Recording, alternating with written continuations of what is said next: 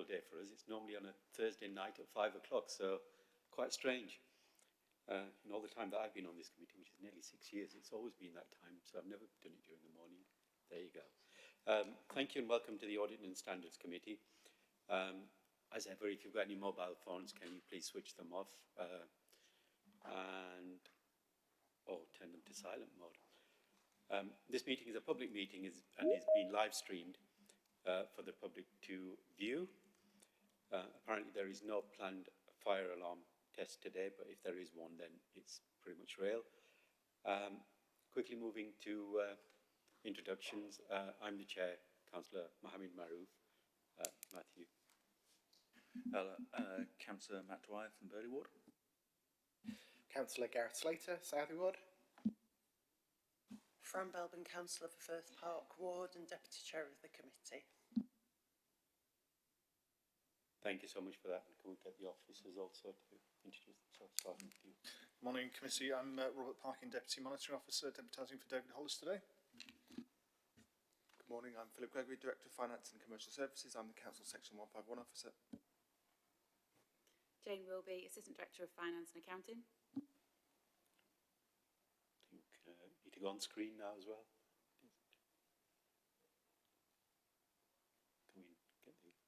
Can we get the people on screen to introduce themselves as well? Shall I go first? So yes, Hayley Clark, you go partner.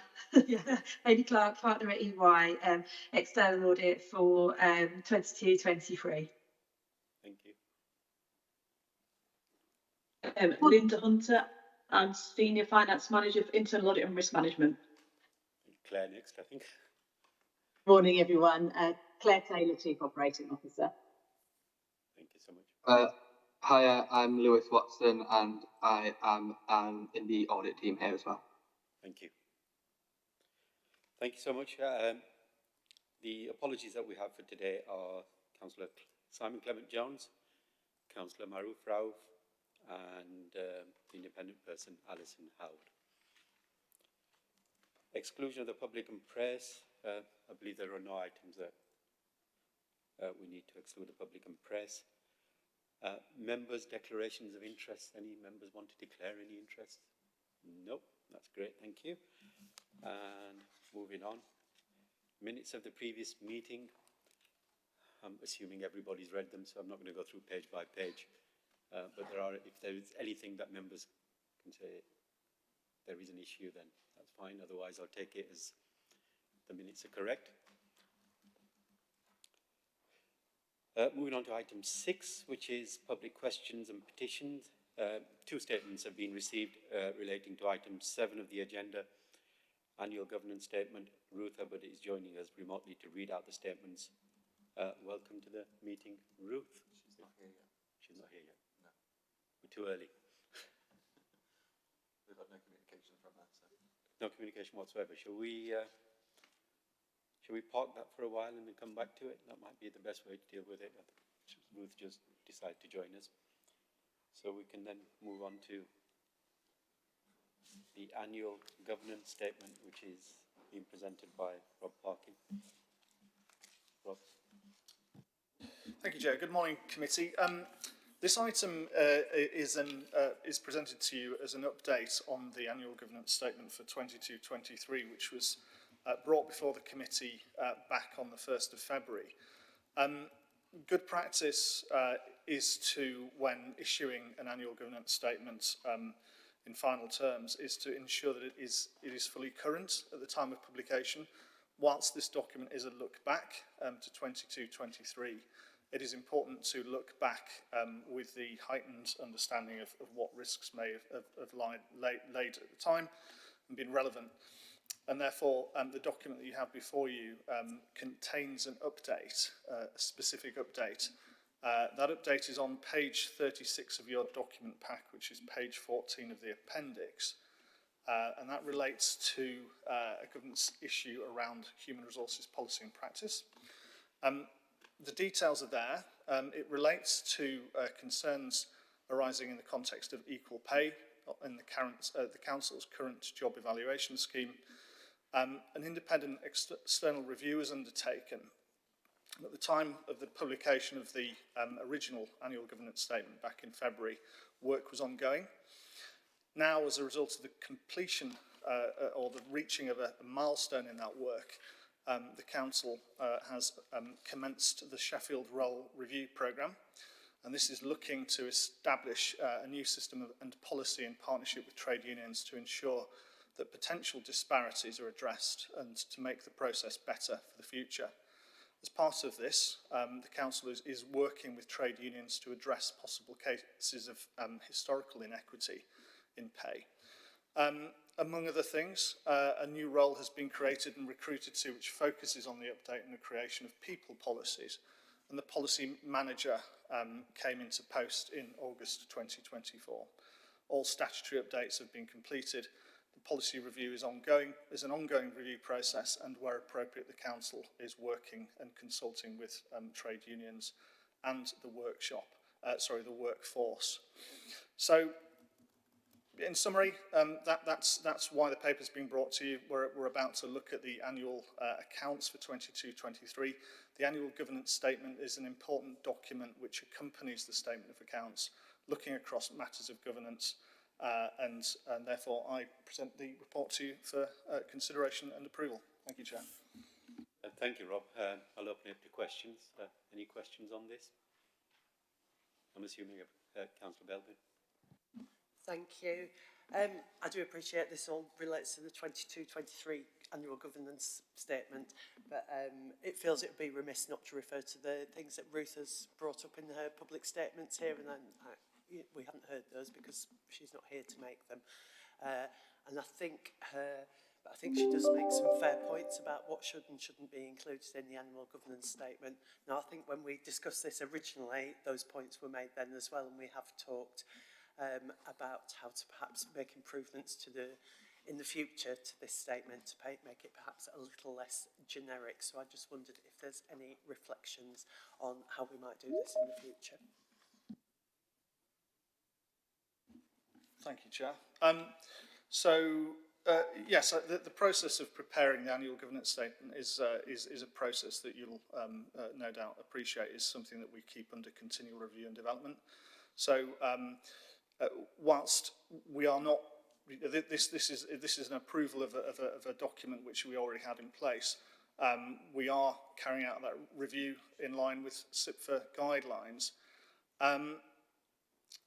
It'll be important, I think, to take into account the points that are raised. There are some limits in the context here of how, for example, we carry out scrutiny.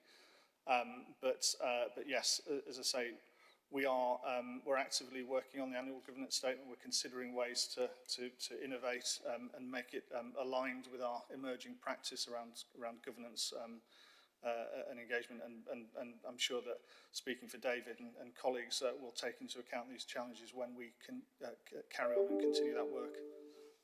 Chair. Thank you, Rob. Councillor Dwyer. Thank you. It's related to the issues around governance of information, because these seem to be ones that have stuck around for a while on the timeline of governance issues, and they're still ongoing. And I was just wondering whether there's progression towards getting particularly retention schedules and FOI requests in line, and also completion of mandatory training improving, because these are all still ongoing. At the time I realised this is looking backwards, but has progress been made? So thank you for the question. Again, the specifics of the activity that's taken place since this year of review, I'm not deeply familiar with. I'm aware, though, that time is gone in to look at where we are with FOI and information governance matters and reporting. Rather than, I think, give a general answer, it's probably better, Chair, if we could arrange for a more detailed response to the questions to come via the Chair to the committee. That's fine, thank you. Any further questions on this at all? Just a couple of comments from myself. I mean, there's the issue around human resources. I think you've touched upon that, and that's been picked up. I know it refers to the previous period, but it's still quite a relevant one because there'll be quite a number of staff who are probably worried about what's going to be actually happening, especially when you've got job evaluation reviews, which in theory could be outstanding, because I know this is a problem with a lot of local authorities where this happens and people are sort of do get rather concerned about it. So I'm assuming that's in hand. I know it's referred to again in the final report that KPMG have done as well. That's something that we need to pick up, but we may come back to it on that. So that's just an observation. I'm just picking up from what Councillor Belbin said a little bit earlier in terms of what Ruth has said in her question, and I welcome Ruth to the meeting and using her questions to ask questions now, which is very nice. It's comparisons with other cities, in particular Liverpool and Manchester. I'm assuming we do have those as comparators that we regularly sort of benchmark against, because I know the statement that's made there, but clearly there is something that we could look at. I do sometimes think that these can be quite boring. Sorry, I'm just being real. Most people can switch off quite easily on these things. So, yeah. Yeah, so there is a piece of work that's underway, working with CIPFA to look at the code of governance that the council works to and generates this annual governance statement through.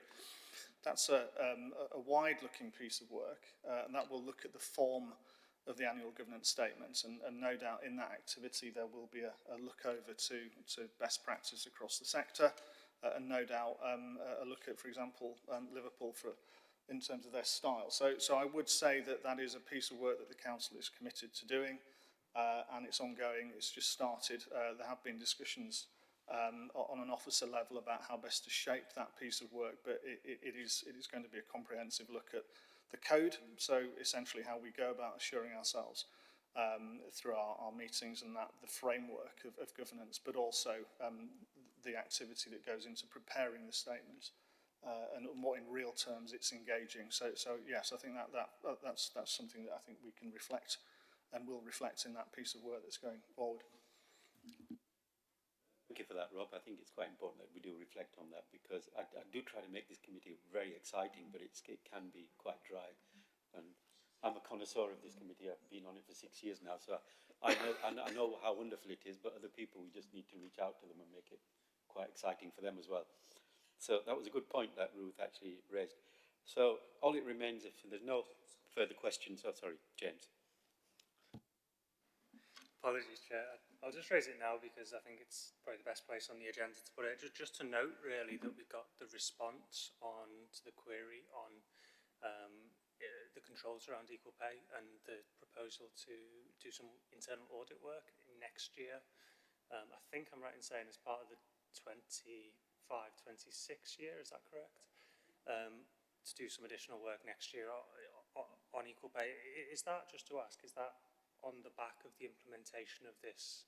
So will that take place, I guess, after the implementation of this kind of role review? Do you want me to? Sorry. Yeah, probably for Linda, I guess. Yeah, you're right, James. It is going to be part of our 25-26 audit plan. So we're already in discussions already, planning for next year's audits anyway. So, and what I will do, I'll take on board, obviously, Claire Taylor's input as the project sponsor, and also the director that's leading the programme. So we'll take a guidance to them as our timing and our remit as well. So I think Claire will probably want to explain in a bit more detail. Thank you, Linda. Through you, Chair, if I may. Just to add to Linda's comment, I think if there's two elements that the committee will be interested in. So we've got the internal audit response and building that into our audit programme going forward.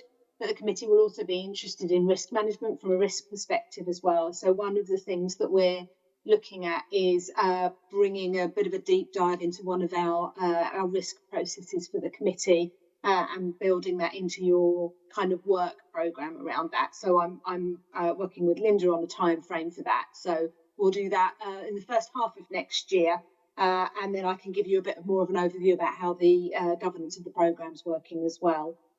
Just whilst I'm here as well, I thought just to add to Robert's point about the governance statement, I just wanted to say that we've this year stood up a new internal board called the Corporate Assurance Board, which is looking much more deeply at how our annual governance statement is a live and much more interactive and usable document. So we've gone a long way to meeting the new SIPA requirements. But one of the things that I'm particularly keen on is making sure there's a much greater interface between audits and audits of limited or no assurance, and how that's clearly reflected in the annual governance statement as well. So for the reader, it's quite challenging to be able to draw the link between the AGS and our audit programme. So that's an action that Linda and I are going to work on together for future iterations of the AGS. Thank you. Thank you, Claire. Any further questions? If there are no further questions, then it just remains me to say the Audit and Standards Committee is recommended to approve the revised annual governance statement as set out at Appendix 1 of the report. Has everybody agreed on that? Thank you so much. Thank you. Welcome, Ruth. I think we'll take your item next. I think we got to you too quickly last time. You hadn't joined at the time, so welcome, and as ever, interesting points that you raised, but I'll let you make your own. I'll let you read them out yourself or talk to them yourself, if I may, Ruth. Can you, oh, good morning, can you hear me? Yes.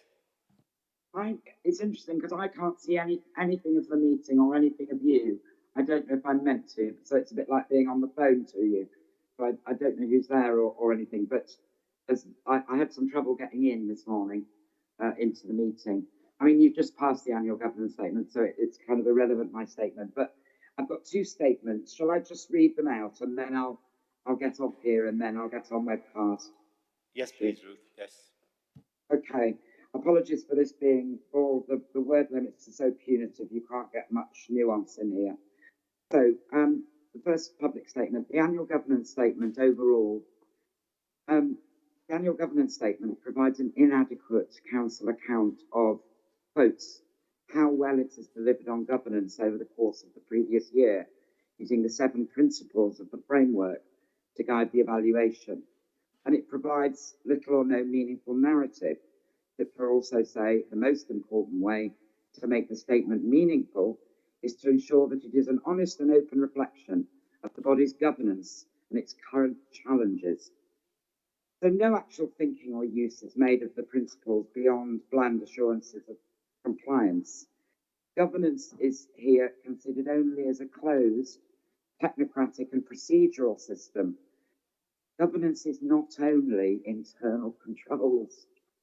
The resulting issues and action plan reflect this unjustifiably narrow approach. So it's limited, it's disconnected, it lacks coherence, relevance, and a real sense of strategic oversight and grip. The statement compares poorly with other core cities. These have varying approaches, but with some strengths evident, e.g. a coherent, comprehensive narrative in Liverpool, ambitious and strategic action planning in Manchester, also very good on equalities, Manchester. We don't even mention them. Some are a mine of useful overall information. Ours is the thinnest by some distance. There is national concern not only about governance quality from government, but also about annual governance statements. Any lack of capacity to produce an annual governance statement of decent and meaningful quality is also a governance issue. And my second statement is about the annual governance statement again and about openness and scrutiny. Omissions in the annual governance statement include consideration of governance challenges arising from, e.g. the Fargate containers, the Street Tree inquiry, the glacial progression on race equality recommendations. A whole number of things could be mentioned here, partnership working, nor is there mention of governance-related developments, e.g. the city goals, participation work that was going on with Involve.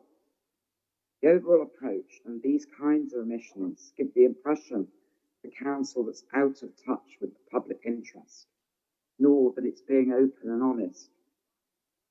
This is part of a pattern that exacerbates anger as expressed in Woodhouse ballot boxes last Thursday. And on scrutiny, the annual governance statement states the new committee governance structure does not require an overview and scrutiny function, as decisions made in committee are on a cross-party basis. This is wholly misleading to the average reader, both in terms of what scrutiny is, it's not just about parties, and because scrutiny is essential, whatever the governance system. Later on, it says scrutiny is also a central part of Council's decision-making. It appears contradictory, adding confusion. I mean, I know what those statements mean, but there aren't anybody who really would understand that in any average reader. And a general alarm about scrutiny. Governance Committee is now reporting scrutiny is behind closed doors. For example, in committee briefings.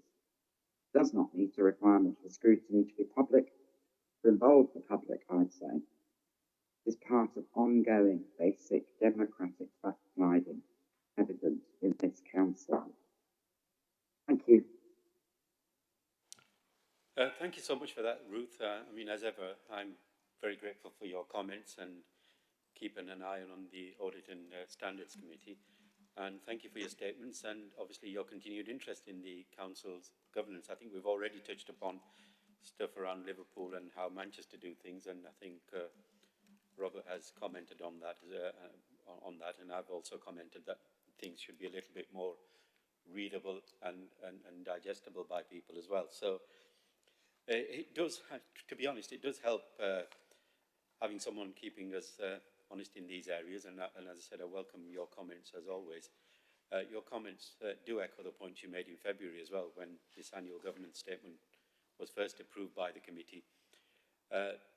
Those points were acknowledged at the time, and we have said at the time there are areas we will improve for future statements, but are happy it meets the required statutory requirements. Having said that, I think we really do need to improve on it, so yes, I take that on board. This, however, is not a rewrite or full update of the 22-23 statement, as you probably know anyway, as already approved, but a review specifically in line with SIPFA's guidelines due to the delays in auditing of the accounts. They are necessary, I look back, and this one looks back from March 2023. So many issues that people know about relate to the period after that. Hopefully, we will not experience the external audit delays that we have, so statements in future will be being approved and finalised much sooner, but we can better reflect on how, when producing the statement. We both cover the requirements to be backward-looking, but also reflect on where we are going.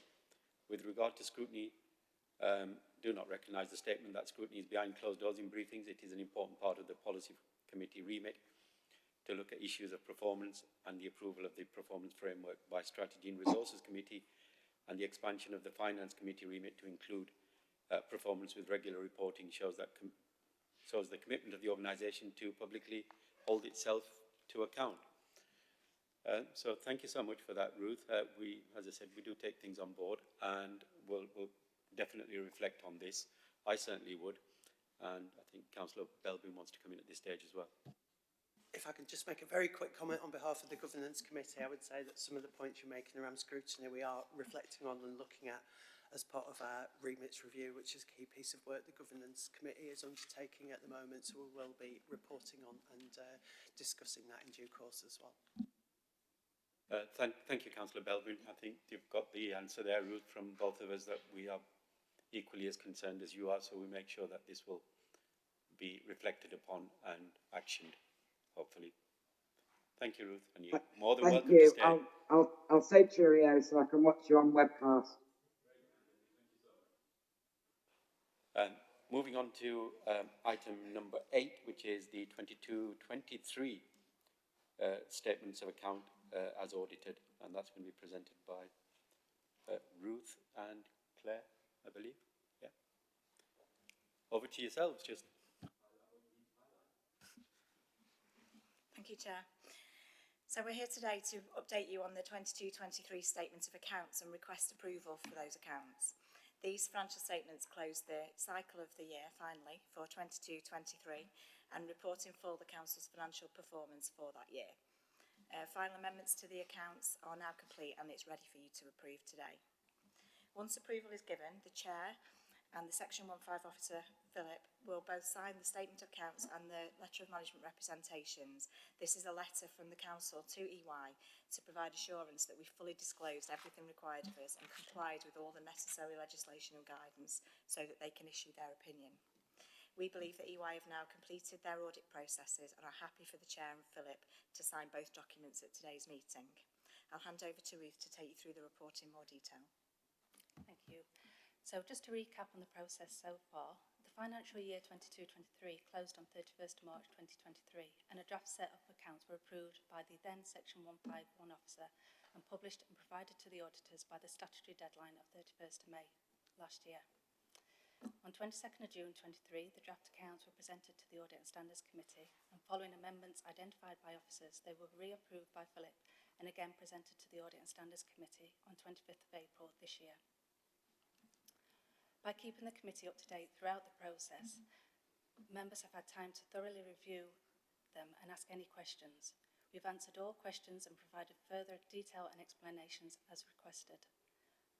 On 12th of November this year, we also arranged for an independent trainer to guide you through the accounts documents, so hopefully you've had lots of opportunities to raise any questions or issues.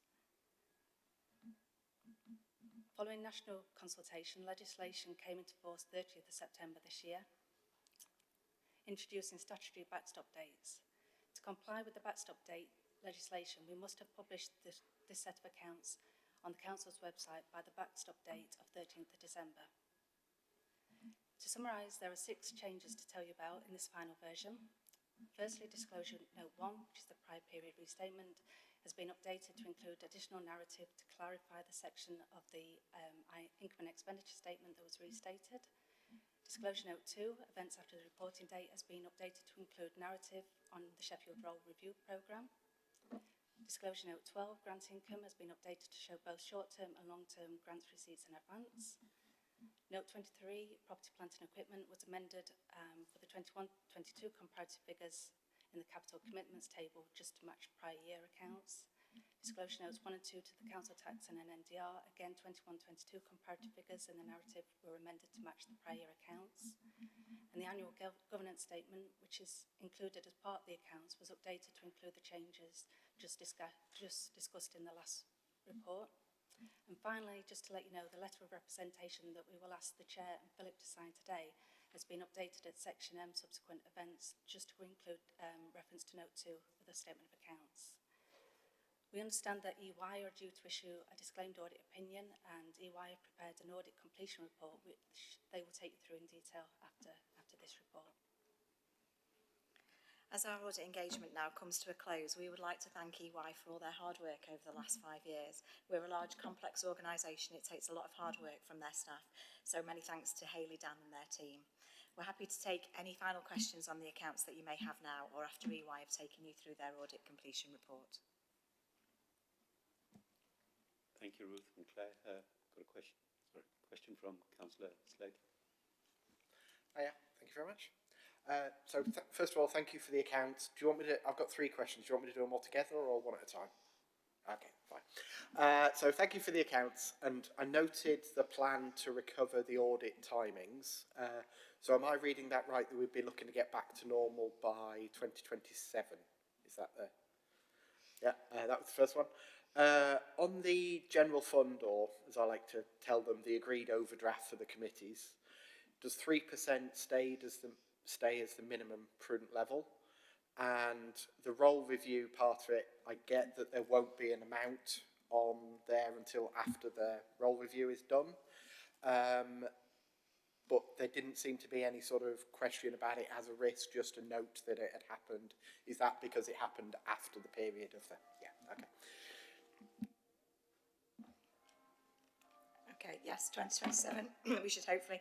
The backstop dates come forward throughout each year, so hopefully the reporting will become more timely as we go through it. The next set of accounts you'll be asked to approve will be in February 28th is the next backstop deadline for the 23-24 accounts. So we're getting close, it becomes more timely reporting, hopefully, back on a normal schedule. The role review programme, yes, the initial contact on any issues around equal pay was in autumn 2023. So after this, so we've noted it, that it just is a subsequent event for this, but it will be picked up in future statements of accounts. And the general fund prudent lever, Philip, do you want to pick that up? Yeah, so we do a review of reserves as part of budget setting, so there's a whole statement on reserves and how much we think is needed in that, and I have to formally sign that as a Section 151 Officer 2, so Section 25 report. So we will review that, but certainly 3% is adequate for general fund reserve. Thank you. Any further questions? Sorry, Councillor Dwyer, I forgot you nearly there. I do apologise. No problem. Thank you very much for the accounts. It was related to something in EY's report, where they noted an audit difference with the comparative figures from 2021's financial statements not lining up with this. And I think that's related to the disclosure note 1. Is it due to a go from place to splitting it to city futures and operational services? Is that what that's related to? Yeah, that's correct. So the INE was the structure change within the council that triggered that restatement. So the figures are exactly the same as previous years. It was just the structure change to the new directorates. Thank you. Any further questions at all? No? James? Just a quick question for EY. They're probably going to get covered in a second anyway. I won't ask any questions on the 22-23 accounts because obviously we've had the 23-24 now. But yeah, my question for EY was just around they presented us with an interim value for money report a few meetings ago, and I just wondered if they could update us on that, and particularly their view on sort of the adequacy of reserves. Hayley, can you come in on that one, please? Yeah, no, I'm happy to, and I was going to cover briefly value for money when I presented the report, but the report that you've got at item 9 includes the final commentary on value for money. So that represents our final reporting following the report that we brought to yourselves a couple of months ago. There were no significant changes to what we reported in our interim report to bring to your attention. I guess in terms of adequacy of the reserves, it's something that we've highlighted over a number of years in terms of something that as an organisation you need to remain alert to. You are large, complex, and whilst you do have level of reserves and have managed to stay within I guess the contingencies that you've set out over the years, it's only going to take a few significant events and use of those reserves to run them down. So that's always something that we have talked to management about and brought to the attention to the committees at various points in time. But in terms of having the arrangements in place through to the end of 22-23 and doing that forward look about how you were managing that process, we had no significant weaknesses to report or bring to your attention. Thank you for that, Hayley. Is that fine, James? Okay, that's fine. If there's no further questions, I think we move on to the recommendations, and because they are statutory, I suppose I have to read these properly. Where the Audit and Standards Committee is recommended to approve the statement of accounts for 22-23 as set out in Appendix A, subject to the audit completion requiring no further changes. Number 2, note that in accordance with the Accounts and Audit Regulations 2015, the Chair of the Audit and Standards Committee and the Director of Finance and Commercial Services will sign the Statement of Accounts for 22-23 on completion of the audit by Ernst LLP. Number 3, note that the Letter of Management Representations to be submitted to the External Auditor as set out in Appendix B, and this will be signed by the Director of Finance and Commercial Services and the Chair of Audit and Standards Committee. Is everybody fine with that?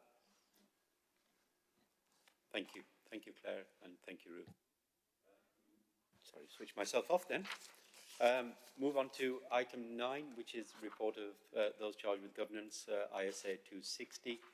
And Hayley, I think you're presenting this report. Thank you. I am, thank you, Chair. So what you have in front of you today is what we'd call a combined completion report that fulfils all of our statutory reporting responsibilities to you as an organisation. So it wraps up what we would have usually traditionally called an audit results report and auditor's annual report. I won't necessarily go into too much detail on the report, but clearly we'll be happy to take questions. I guess at a high level, it encompasses narrative around sort of the national context for where we are in terms of the backstop dates and why we've reached the position that we have, as well as some local context as well. We do have certain requirements to still report on, regardless of the form of opinion that we issue, which is why you are seeing a risk, I guess, a plan in relation to risks that we would have considered as part of our audit and levels of materiality. We have done some basic checks on the financial statements and fed back some comments to management, who have updated those in the financial statements that you've got in front of you today. And therefore we've got no other significant matters to bring to your attention. The form of our opinion is included in draft in the report and includes the basis for the disclaimer of the opinion, which is related to the backstop dates and our ability to have the resources and time necessary to undertake that audit following the signing of the 21-22 accounts earlier this year. And then, as I've mentioned previously, we've then got an update to our value for money reporting, which closes out that section, and there are no significant changes to the reporting that the committee saw at the end of September. I think that was all I was going to plan to cover, but I am clearly happy to take any questions that the committee may have. Thank you so much, Hayley, and I'll open it up to questions. If anybody's got any questions. James? Yeah. Apologies, I was getting ahead of myself with my last question. I think it was probably more for this item. Yeah, thank you for the update. I suppose, just building on my question about the adequacy of reserves, the council's taken, I guess, a strategic decision with, lots of councils have seen a sort of a bit of a new round of austerity with the cost of living crisis in the last 2, 3, 4 years. And there's been a strategic decision here at Sheffield, as I understand it, to set a contingency reserve and to plan slightly more for the medium term, to sort of manage the risks, manage the services, and maybe run deficits strategically for several years. So just to be clear, just for the record, Hayley, are you happy with that strategy? I mean, obviously can we take it that that's kind of an endorsement of that strategy in a sense, that you've not raised any concerns in relation to the financial sustainability? Okay, I wouldn't necessarily take it as an endorsement, because I don't think we would ever endorse doing that on a continuous basis. However, what we're looking at is, as an organisation, have you gone through a process that effectively manages your position? You've taken decisions that have been understood and the position's being well managed. Clearly, with any organisation, unless you've got really significant levels of reserves, we would never suggest necessarily running them down as an approach. But where you're in a situation as an organisation where that is what you need to do and you've got the ability to do so in any given year, as long as you've gone through the appropriate due diligence and processes to ensure that as an organisation you still remain financially sustainable, we would not consider that to be a significant weakness in the arrangements you've got. Now, that needs to be assessed every year. Just because it works in one year doesn't necessarily mean it will work in the next year. So it has to be under continuous review by the organisation. Thank you, Hayley. James, do you have any follow-up on that? Yeah, if I may, I'm just looking at the agenda. I mean, I guess there's a broader question for this committee, and obviously I'm just here as in advisory capacity. The drawdowns on reserves, I guess, are a little larger in 24-25. There's still quite a substantial reserve in the general fund remaining. I guess I'm hoping we've turned a corner a little bit in the next couple of years with, better funding settlements, specific targeted funding for things like SEND, and hopefully in 26-27 a fair funding review as well. So I guess there is hope on the horizon that we're coming to the end of a period of funding restraint, but there's obviously going to be cost pressures against all of that as well. So sorry, that's more of a contribution from me, but just to say that it is, in my view, a very rational strategy to run short-term deficits and to plan those services so that they're sustainable, and you don't collapse the services before you get to the sort of the end point of where we are in the funding cycle, if you like. Thank you, James. Philip? Yes, I think whilst we set aside £70 million in 2021 to cover sort of contingency reserves, each year we've set a balanced budget, so we're not allowed to set a deficit budget. So we just need to be really clear that every year we've set a balanced budget. What we have found, though, is that each year we've had significant pressures that have emerged. So the budget setting process is a very long process. We start in summer. By the time we get to March, that's quite a long time since we started that process. So inevitably some things will have evolved and changed from the beginning of that process till the budget is signed off in March, and then obviously the financial year starts in April. So there will inevitably be some pressures that emerge during the year, which is why those contingencies exist. I think what we find ourselves in the position of now is, as we've wound those reserves down, our strategy for making the organisation financially sustainable will change. So as we look at the medium-term financial position now and going forwards, our approach will change. And we've seen the reports that go to Strategy and Resources Committee, which set out Future Sheffield as being the transformation programme that will deliver the savings required over the next period to ensure the organisation is financially sustainable.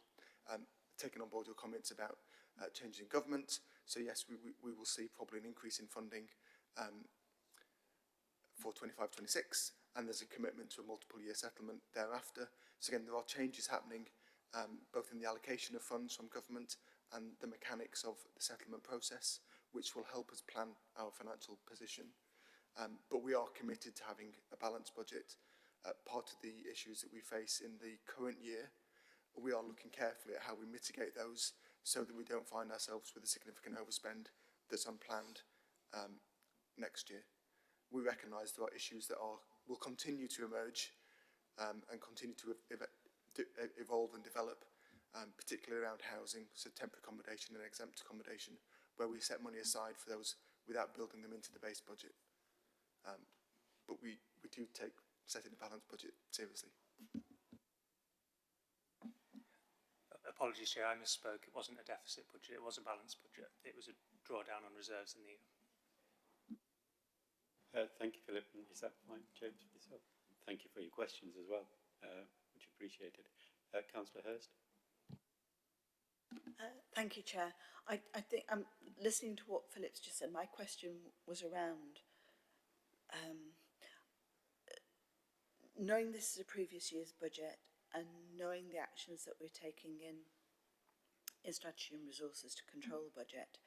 My question was around the confidence that we could have in the medium-term financial strategy, because we are in a situation where reserves are dropping, and if savings are not delivered, or we have some unforeseen event, such as the floods in 2007, we're in trouble.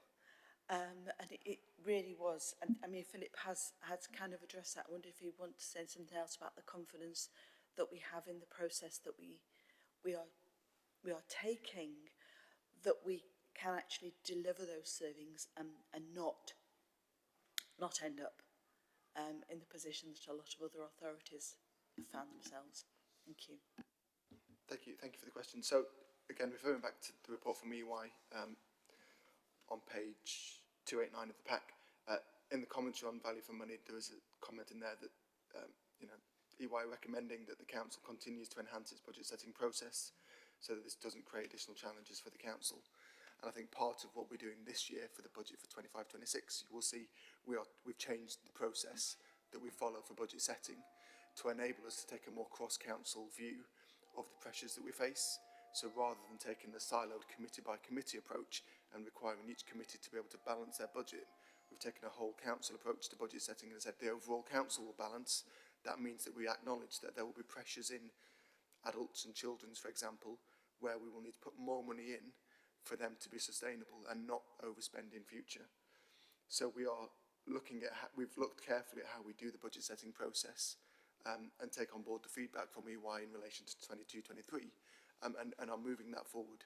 Part of that is also exposing the pressures and budget growth within the budget setting process to members in a way that hasn't happened before. So in previous budget setting rounds, members have been presented with savings, but haven't been presented with budget growth and pressures funding in the same way to approve. This year we've changed that and we'll be asking members, when it comes to full council, to approve both budget growth and budget savings. So both sides of the coin in budget setting. So we've taken significant changes to address that and make sure we have a different approach to budget setting, which hopefully will lead us into a more sustainable financial position. Thank you, Philip. Do you want to, is that fine? Okay. Before we move to the recommendations, I'd like to thank Hayley for the last 5 years and Ernst Young. I think we've had a very difficult time that we've been going through. I think I've spent about 3 years with yourselves. So thank you so much for all the work that you've done for Sheffield. And I'll just move on to the recommendation, which is that we... Yep. Oh. Hayley, do you want to come in? Yeah, sorry, I just wanted to also express my thanks to the committee and the finance team and any other individuals across the council that have supported us on the audits over the last few years. I appreciate there's a lot of time and effort that goes in by all involved, and I've thoroughly enjoyed working with you as an organisation over the last few years. You're very interesting. Very complex, and it's quite a fulfilling role to undertake as your auditor with you. So I just wanted to express my thanks to everybody and wish you all the best for the future. Thank you so much, Hayley. Thank you. It remains for the members to note the contents of the report. Are we noting the contents? Is that fine with everyone? Thank you so much. Thank you. And thank you, Hayley, again. Moving on to item number 10, which is value for money risk assessment 23-24. So we will now move into exciting times for the next year, and that's Matthew Moore from KPMG who will present that report. Thank you. Thank you, Chair. This is our initial risk assessment for the 23-24 year, and as I say, we're still unfortunately still looking back a year. But however, so the reading through the guidance in terms of the assessment that we actually make, we make an assessment based on 3 criteria of financial sustainability, governance, and approving the 3 E's of economy, effectiveness and efficiency. The guidance is set out by the National Audit Office, so it is a set across all local authorities. And this document is basically where we've reviewed a self-assessment provided by the council and then checked against the evidence and the information through council committees, etc. I think I'll take the report as being read, and I think the main and not surprisingly, through financial sustainability, a number of the similar items have come through in terms of understanding that level of reserves, the financial sustainability, why budgets being set, and then early in the cycle there's overspends being projected quite quickly early in the new year. So getting in behind that information of how that budget and savings plans are set is key. And I think through the conversations that we've had is very much that this is a position that actually will be amended in the 24-25 year where the changes are taking place. So a number of the risks that are in here, not seen as significant weaknesses, but in terms of that risk to the council are being addressed and being managed.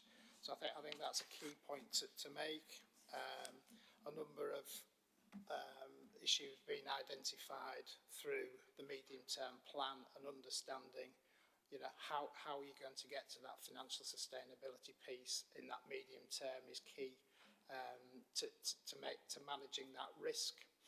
So we'll follow that through in a little piece of work before we actually give our actual opinion for the year end. In terms of the other issues that we've identified, the housing regulator has clearly challenged you with a judgment on housing repairs in the year, and clearly that's a sign of a weakness in your arrangements through I know it was July 24 when it was actually issued, but that clearly shows a weakness within that 23-24 year, because that's as when it's built up. So again, that's an indication of a weakness of your arrangements. And then I think obviously the equal pay challenge that's been set, and the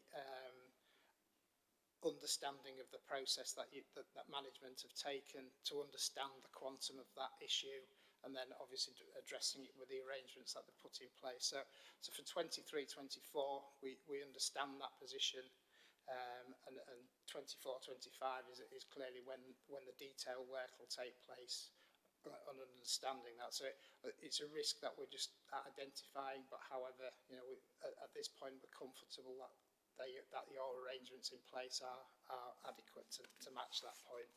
So I think those are the sort of key points that I'd like to sort of raise in the report. Happy to take questions. Thank you, Matthew. Any questions? Councillor Dwyer. Thank you.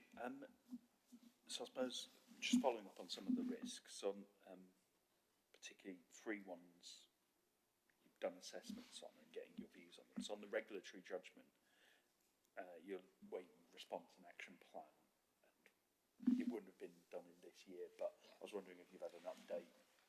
At this stage, we'll pick that up in the 24-25, which will kick it, and part of this catch-up to try and get back into a regular timescale is, work on the 23-24 audit work will probably cease around Christmas time, and then we'll kick into the planning stage for 24-25 to try and get back onto that timescale. So we'll continue to do work on the 23-24 audit up until Christmas. We'll feed back some information in February, but as you say, the follow-up of the housing issue will be looked into in terms of that action plan, and the action delivery of that action plan to mitigate that risk will be part of the 24-25 work. And then the other one was on the tender waivers,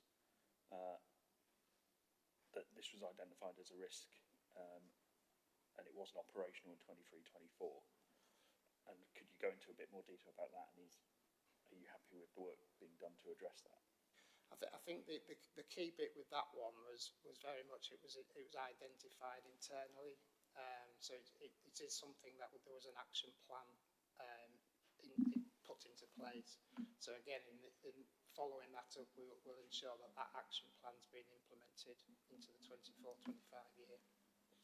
Thank you. Thank you. Any further questions? Jay? Thank you, Chair.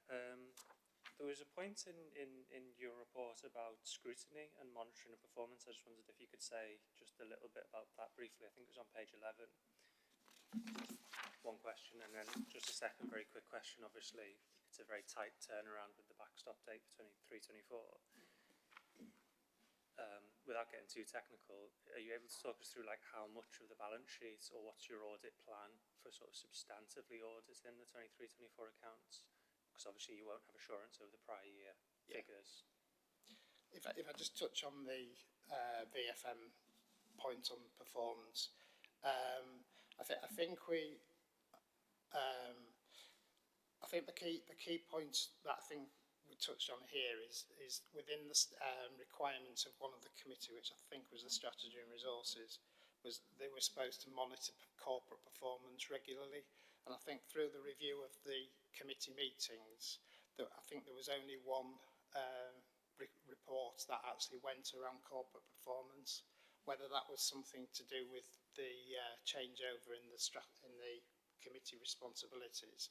I know performance had been monitored elsewhere, but I think it was just something that had been picked up in the so whether that's actually been dealt with in the 24-25 arrangements, because obviously we were looking at the committees for the period we were looking at. But I think the scrutiny was done at the service level committees, and it was just that I think there was a point around that corporate performance reporting. Okay. So in terms of the actual 23-24 external audit of the balance sheet and the I&E, without getting technical, we will be reporting a position at February 25 committee, so early next year. The plan and that's been executed was to do as much as humanly possible to audit the balance sheet going forward, because clearly we're having to build up assurance over a 2 or 3 year period. As you say, the opening position, we haven't been able to audit, and guidelines from the FRC and the NEO have only just come out in terms of how that is supposed to be working through. So we'll pick that up as part of 24-25. We will give you, I think in the plan at the moment there's going to be a choice of 4 opinions, and those opinions will be based on the level of work we can achieve. So there'll all be a disclaimed audit, but what within some of them will be details of the work that we have been able to achieve. So, and just thinking, in terms of things like cash and bank and investment and loans, though, where we clearly have the assurance at the year end, we will say the work we have done, and clearly we will state the areas where we haven't. We've managed to, I would probably say, 70 to 80% of the closing balance at this stage, and we will, we're working with the team to try and finish off all of the elements that we can give. It's going to, in terms of the official wording, I'm not sure what assurance we'll actually be formally giving, but in the detailed audit report we'll be able to tell you exactly what we have done, and then a plan to how to build that assurance up over next year in 24-25 and 25-26. Hope that sort of gives a summary of where we currently are and what you're likely to expect to see in February. Fine, James. Thank you. If there's no any further questions, then I've just got a couple of observations. That's all. Thank you so much for the report. I really find it quite easy to read, so that's good. And secondly, I think the points that have been picked up, I'm not going to come back to them, like the issue around tender waivers, which Councillor Dwyer has picked up on. That sort of struck me, and the other one was obviously the housing one, which you've talked about in depth, and feel there's things being put in place. The numbers look rather scary at the moment, but clearly if we're on the right direction, that should be something that we can deal with. So the only one that hasn't actually been touched upon is the Heart of the City project, where we have gone off now, where we have almost £290 million worth of assets now that we've moved from the regeneration phase into the next phase of obviously what do we do with all these. So I think the 3 points that you've actually raised are: do we hold it as an investment, as an investment property? Do we sell it? And I think I can't remember what the third one was, but yeah, I get what you or classify it as a property. Yeah, didn't pick the third one, but I understand where you were going. Yeah. But I think that is quite a crucial one, especially when the market's rather volatile, and some of the stuff that we've actually invested in, which is good. I mean, I do think the city centre is looking far better than it ever did. But some of the stuff that we're actually investing in, like retail and offices, are risky in terms of holding property in those sort of areas. And I'm finding that other authorities who ended up buying shopping centres and airports and all sorts of things like that have been burnt by this. Do you feel that we've got the right mechanisms in place to make sure that we don't suffer from that? And do we need to take early decisions to make sure that we come out of this early rather than leave it so late that we might suffer for the consequences of in property? It tends to go out of fashion quite quickly, and we end up at the other end of that, and the values will be very low, especially considering a lot of the major names or brands that we thought will never ever end in this city or in this country have ended. So that's my question. There's a big number there that can be quite a big contributing factor to some of the issues that we might be faced with financially. I'll shut up there. Yeah. Thank you. Thanks, Chair. I think the key point here is probably twofold. Clearly the council need to review its strategy of its capital schemes and its buildings, etc., regularly as part of its day-to-day work, and understand what they're holding and take their decisions based on what the information they have at the time and how that fits into their actual corporate strategy. I mean that's a decision for the officers and the council to make.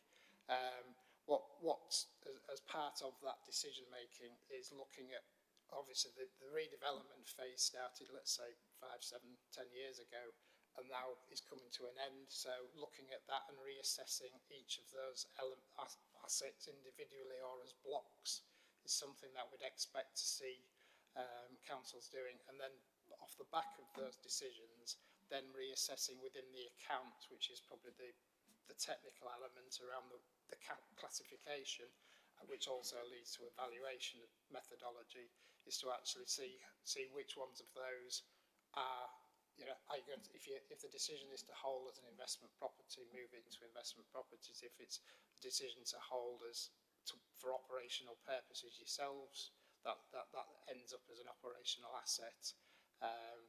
Or if the decision is actually to sell these, is to actually then to properly market those and sell those. And I suppose it's the decisions really are the council strategy, which clearly is not for us to dictate, but to actually support that position, which I'm sure Philip would probably have a view of where that's likely to end up.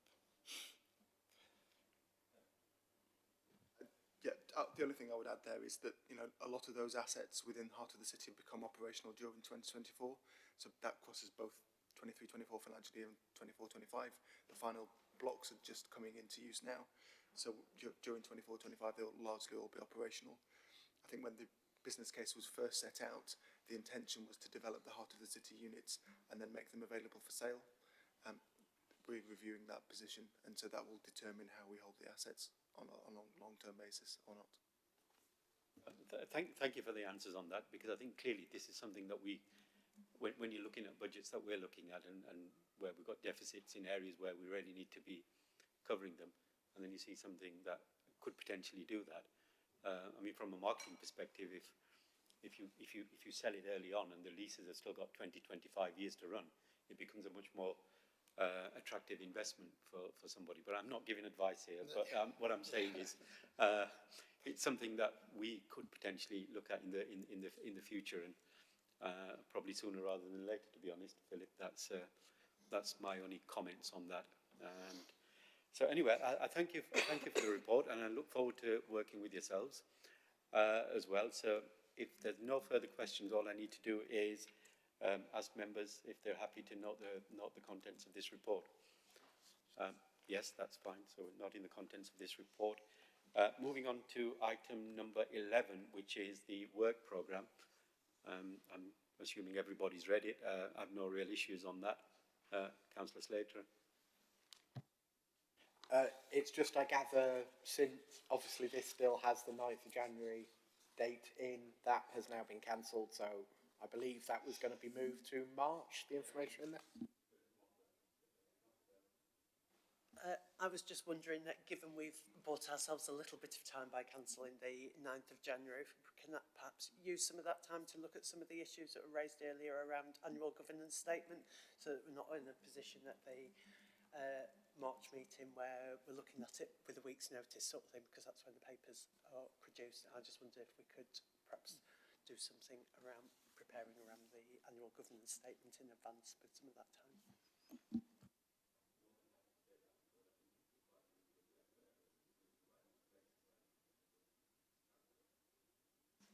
Yeah, really going on from what Fran's saying, because we have lost that formal meeting, I think it would be really rather good. There are some big questions that are still in my mind about some of the risks out there and some of the risk reporting that we're going to have during the following year.